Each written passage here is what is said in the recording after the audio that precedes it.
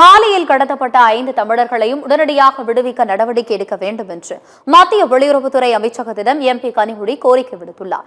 ஆப்பிரிக்க நாடுகளில் ஒன்றான மாலியில் 5 இந்தியர்களை ஆயுதம் ஏந்திய குழு ஒன்று கடந்த 6ஆம் தேதி கடத்தி சென்றுள்ளது.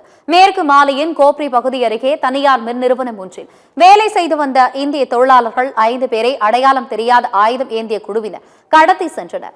இந்நிலையில் திமுக துணை பொதுச் செயலாளர் மற்றும் நாடாளுமன்ற திமுக குழு தலைவரான கனிமொழி எம்பி கடத்தப்பட்ட 5 தமிழர்களையும் உடனடியாக விடுவிக்க நடவடிக்கை எடுக்க வேண்டும் என்று மத்திய வெளியுறவுத்துறை அமைச்சகத்திடம் கோரிக்கை விடுத்துள்ளார். மேற்கு ஆப்பிரிக்க மாலி நாட்டில் பணிபுரிந்து வந்த தூத்துக்குடி மற்றும் தென்காசியை சேர்ந்த பொன்னுதுரை, புதியவன், பேச்சிமுத்து, இசக்கிராஜா மற்றும் தளபதி சுரேஷ் ஆகிய 5 தொழிலாளர்கள் அந்த நாட்டில் உள்ள ஆயுத குழுவால் கடத்தப்பட்ட செய்தி மிகுந்த அதிர்ச்சி அளிக்கிறது என்றும் கூறியுள்ளார். கடத்தப்பட்டிருக்கும் அத்தொழிலாளர்களை மீட்டு அவர்கள் பாதுகாப்பாக நாடு திரும்புவதற்கு அந்நாட்டு அதிகாரிகளுடன் இணைந்து மத்திய வெளியுறவுத்துறை அமைச்சகம் உடனடியாக நடவடிக்கை மேற்கொள்ள வேண்டும் என்றும் கேட்டுக் கொண்டுள்ளார்.